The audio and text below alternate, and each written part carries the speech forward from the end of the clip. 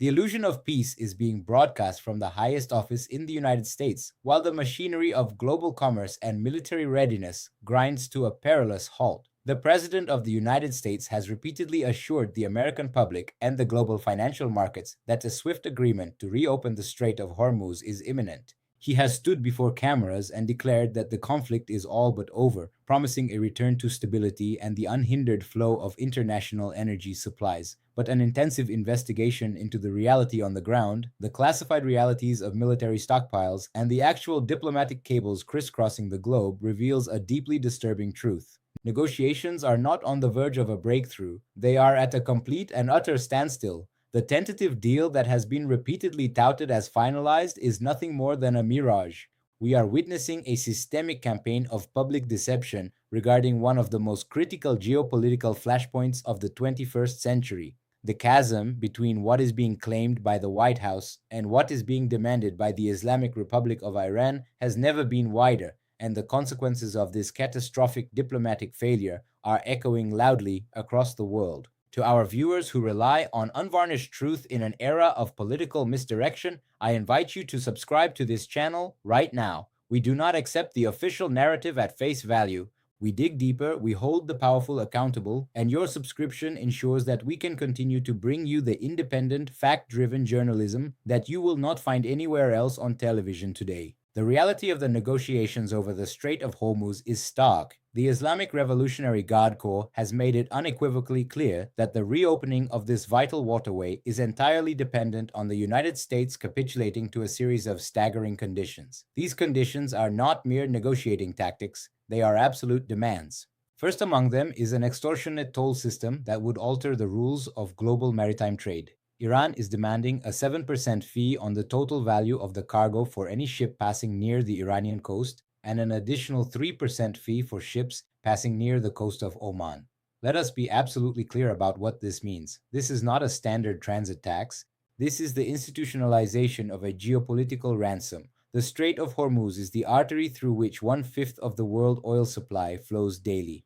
By demanding the right to levy a 10% cumulative tax on international shipping, Iran is attempting to position itself as the undisputed traffic cop of global energy commerce. They are seeking ultimate control. They are seeking to achieve through bureaucratic extortion what they have long threatened to do through military force: control the lifeblood of the global economy without formally closing the waterway. According to two Iranian government officials directly involved in the ongoing talks, there are also massive unresolved questions regarding the military posture of the United States. Iran is demanding to know whether the president will order the withdrawal of United States naval patrols from the Gulf of Oman. This demand aligns with a new and highly aggressive statement issued by the Secretary of the Iranian Supreme National Security Council. The demands outlined in this statement are nothing short of extraordinary. Iran is demanding that the United States lift its naval blockade entirely. They are demanding the total lifting of all economic sanctions. They are demanding the complete withdrawal of all United States military forces from the entire region surrounding Iran. This demand is tantamount to a total strategic surrender by the current administration. But the list does not end there. Iran is also demanding the payment of war reparations, the immediate release of all frozen Iranian financial assets across the globe, and a definitive end to all military strikes against Iranian proxy forces and allied militias. What we are witnessing is a calculated attempt by the Iranian government to kick the United States out of the Persian Gulf permanently.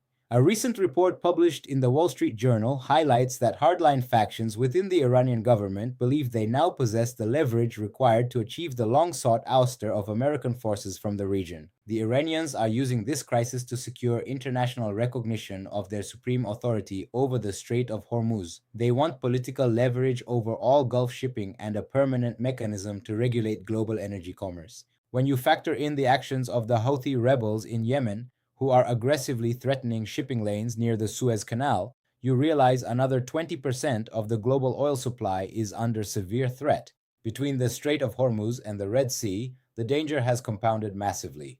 Iranian aligned forces are now projecting power over nearly half of the seaborne energy resources of the entire world. Yet, if you listen to the President of the United States, none of this is happening. Instead, the American public is being subjected to a relentless and documented pattern of gaslighting. Over and over again, in 11 distinct and verifiable instances, the president has publicly stated that a deal is about to happen. He tells the American people not to worry. He tells them the war is about to be over. He purposefully schedules these announcements for Sunday nights or early Monday mornings, precisely before the global financial markets open for the week. The effect is immediate and predictable. The promise of a reopened strait drives the price of crude oil down. The promise of peace drives the stock market up. The president claims a victory for his economic stewardship, and then, days later, the truth emerges. There is no deal. The Iranians have not backed down. The ships are still stalled. The fees are still being demanded. The situation remains in a state of critical paralysis. The word of the President of the United States on matters of security must hold profound weight.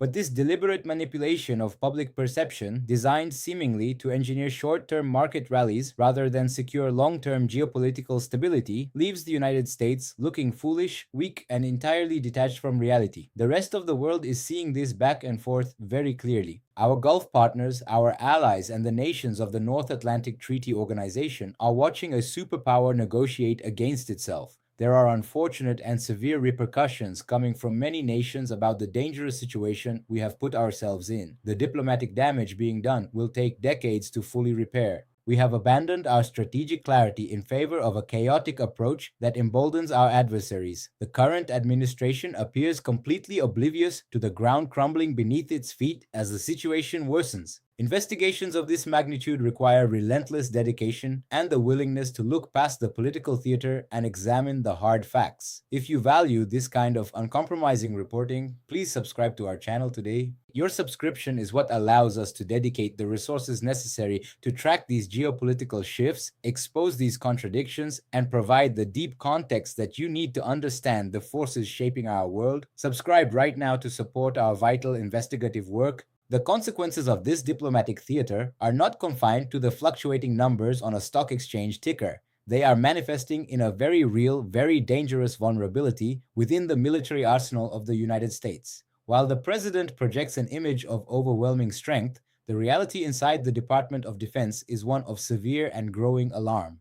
We are running out of munitions. Specifically, the United States is facing a critical shortage of the highly advanced, incredibly expensive, precision-guided weapons required to fight a modern war in the Middle East. According to a recent report from the Washington Post, citing two individuals intimately familiar with the matter, a fierce clash recently occurred between the President and the Secretary of Defense during a meeting at the Camp David presidential retreat. During this confrontation, the President was reportedly venting his extreme frustration, stating that he believed the supply chain issues regarding United States munitions had been completely fixed. The White House, predictably, has denied that any such clash ever took place, with the President even taking to social media to defend the Secretary of Defense. But the president later spoke to reporters and delivered a statement that fundamentally contradicts the reality of military logistics. He claimed that the military is acquiring more munitions all the time and that we possess unlimited or virtually unlimited supplies of certain very powerful weapons. He then casually admitted that supplies of other weapons are a little bit tighter.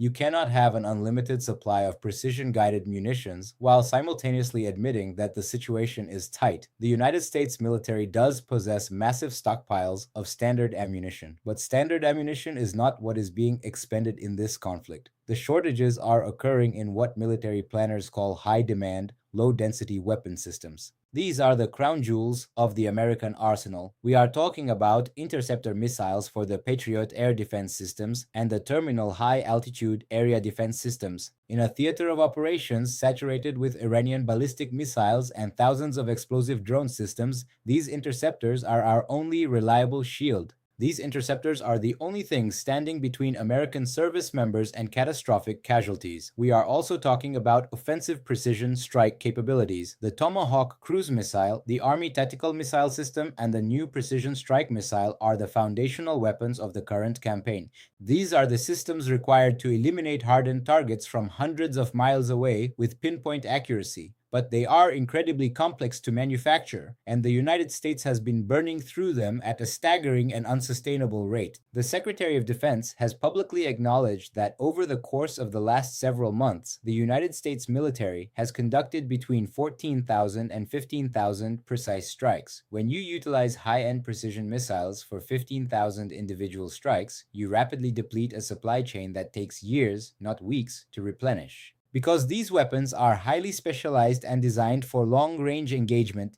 the United States simply does not maintain an infinite reserve. They are typically reserved for highly specific scenarios used in careful coordination with other assets. Instead, they are being treated as the default solution to every tactical problem in the region. The American public is being deliberately snowed by both the President and the Department of Defense leadership. Independent reporting, corroborated by internal administration sources, confirms that these critical weapon stockpiles are not just degraded, they are approaching dangerously low levels. The relentless operational tempo, combined with massive expenditure of interceptors during operations alongside the military of Israel, has taken a huge bite out of the strategic reserve of the United States. This is not a minor logistical hurdle, it is a fundamental crisis of national security. These weapons are notoriously difficult to replace. The industrial base required to manufacture a Tomahawk missile or a Patriot interceptor cannot simply be turned on like a faucet. It requires complex supply chains, specialized materials, and highly skilled labor.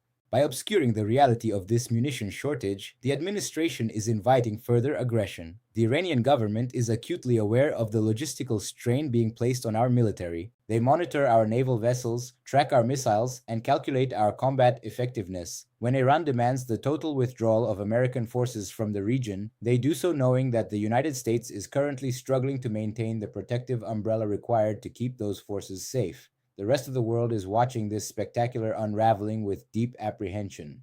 Our partners in the Persian Gulf, who have long relied on the United States as the ultimate guarantor of regional security, are witnessing an American administration that is simultaneously projecting a desire to leave the region and demonstrating an inability to sustain a prolonged military engagement. The failure of leadership on display is not merely a matter of bad policy, it is a profound abdication of responsibility. The public is being fed a daily diet of fabricated optimism, while the structural foundations of global security are systematically weakened.